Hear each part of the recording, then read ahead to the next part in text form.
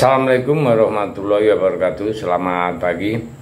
Salam sejahtera untuk kita semua. Salam rahayu.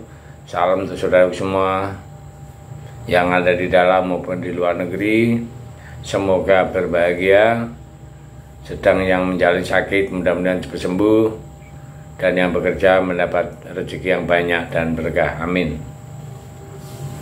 Sampai detik ini PSSI melalui perwakilannya Arya Sinulinga masih berusaha keras untuk menambah kekuatan timnas di ronde ketiga. Meskipun secara garis besar target lolos Piala Dunia nggak masuk ke dalam target yang ditetapkan kepada Koh Shin ya, atau Sintayong. Akan tetapi bagaimana, karena sudah sampai sejauh ini ya udahlah, nothing tulus alias habis-habisan. Nah, salah satu cara yang dilakukan ya tadi menambah kekuatan tim secara keseluruhan ya, terutama dari pemain diaspora, sesuatu yang kemudian membuat Bahrain merasa cara yang dilakukan Indonesia itu terlalu frontal. Jadi Bahrain yang selama ini nggak terlalu masuk pembahasan ini pun emosi Bahrain ini. Calon kita ya Bahrain itu, dan diprediksi kita akan mendapatkan poin dengan Bahrain. Nah, sebaliknya Cina sendiri diketahui merasa cukup kesal gara-gara semua tim di ronde 3 benar-benar sangat terfokus untuk mengomentari soal naturalisasi tim Indonesia. Meskipun di sisi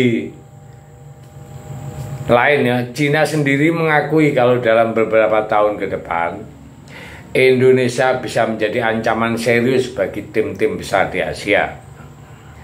Nah, pertandingan di ronde ketiga memang masih terbilang lama, akan tetapi masing-masing tim di tiap grup sudah mulai ancang-ancang ya untuk menyiapkan tim terbaik demi merebut tiket ke Piala Dunia tahun 2026. Dan bukan rahasia lagi kalau grup C adalah grup yang paling disorot. Hal itu tidak terlepas dari keberadaan Jepang, Australia, dan Arab Saudi yang merupakan langganan Piala Dunia. Nah, kemudian Bahrain dan Cina yang dianggap sebagai kuda hitam, serta Indonesia yang di atas kertas cukup dianggap sebagai underdog ya. Meskipun begitu, tidak bisa dipungkiri jika nama Indonesia memang menjadi salah satu tim yang banyak mendapat sorotan. Hal itu tidak terlepas dari perkembangan tim Garuda secara umum, serta kebijakan naturalisasi yang dilakukan oleh PSSI.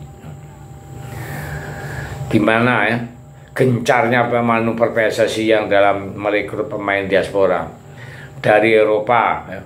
Nggak cuma membuat para rival di ASEAN iri, melainkan juga membuat Indonesia kini jadi tim yang banyak mendapat sorotan. Sebab bagaimanapun nama-nama pemain ya, yang udah atau akan dinaturalisasi adalah mereka yang sudah secara kualitas memang mumpuni ya. Contohnya Tom Haye, Sandi Bos, Sin Patinama, Kelvin Perdong, Ratna Mangun, Jay Jess, dan Jordi Amat. Itu adalah pemain yang secara jam terbang terbilang oke di Eropa.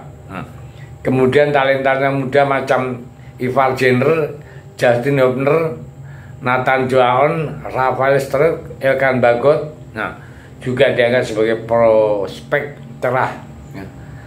Jadi belum lagi pemain-pemain yang sedang dalam proses seperti Ole Ormaine, Ken Bindik ya, dan Tristan ya, banyak juga ya, termasuk Martin Paes juga dianggap punya kemampuan dan pengalaman menarik. Itulah kenapa tim-tim unggulan macam Jepang, Australia, dan Arab tidak pernah menganggap Indonesia sebagai tim lemah. Karena secara materi pemain skuad Garuda sekarang banyak diisi pemain yang merumput di Eropa. Lebih lanjut, melihat sikon yang ada, nggak heran jika Bahrain menilai apa yang dilakukan Indonesia itu terlalu terlalu ngeri, terlalu frontal, terlalu sadis. Bahkan menurut mantan pelatih Bahrain U23 Samir Chasmam, timnas Bahrain saat ini wajib memasukkan Indonesia ke daftar blacklist, ya, daftar hitam sebagai tim yang berpotensi mengejutkan. Pasalnya tim yang sekarang dibentuk dengan skuad mayoritas main Eropa tentu sangat berbeda dari tim yang dihadapi pada tahun 2012 silam. Saat itu ya perlu diingat, Indonesia dibantai Bahrain itu 10-0, sangat menyakitkan dan memalukan, ya. Selain itu perkembangan sepak bola Indonesia juga makin bagus meskipun berulang kali diterpa masalah, ya. Karenanya Samir Saman mengingatkan pasukan Bahrain agar tetap waspada dengan tim Asia, karena bagaimanapun ia menganggap peluang terbesar meraih poin, ya, dari Indonesia, ya.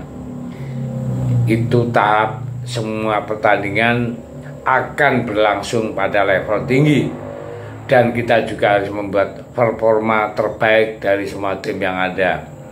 Kita memang tidak mengetahui permainan Indonesia dan kita juga tak tahu siapa pemain yang akan dipantau karena semuanya sudah berubah. Akan tetapi kita tidak akan hanya memantau satu pemain saja karena ini merupakan permainan tim, ujar Samir, ya, dilansir dari BFTV. Sementara itu menurut pelatih timnas Bahrain, ya, Dragon Talaji, yang meminta semua elemen timnas Bahrain untuk tetap memasukkan nama Indonesia ke dalam daftar hitam. Ancamannya, ya, itu sebab baginya jika sudah masuk di tahap lapangan, semua tim sangat berpotensi saling mengalahkan dan punya peluang yang sama untuk menang, termasuk Indonesia. Menurutnya, meskipun status tim Garuda adalah yang terlemah, tapi dalam permainan 11 lawan 11, semua bisa terjadi dalam sepak bola. Setiap tim memiliki kesempatan untuk melakukan sesuatu sepanjang waktu. Orang-orang berpikir bahwa ketika Anda bermain, Anda adalah tim yang tidak diunggulkan. Anda tidak akan pernah menjadi favorit, ya. Kemudian apa yang terjadi adalah sesuatu yang muncul dari dalam diri Anda yang ingin menunjukkan bahwa orang-orang itu salah tentang sepak bola. Jadi perlu diingat bahwa sepak bola adalah permainan 11 lawan 11, maka dari itu semuanya bisa terjadi. Itu yang diucapkan oleh pelatih tim Bahrain, ya. Bahrain telah 2 kali hampir lolos ke Piala Dunia, dan Anda tahu di negara saya adalah bola adalah menjiwai sekali. Itu kata-kata pelatih Bahrain, ya. Dan semoga Indonesia dapat poin dari Bahrain. Terima kasih, merdeka.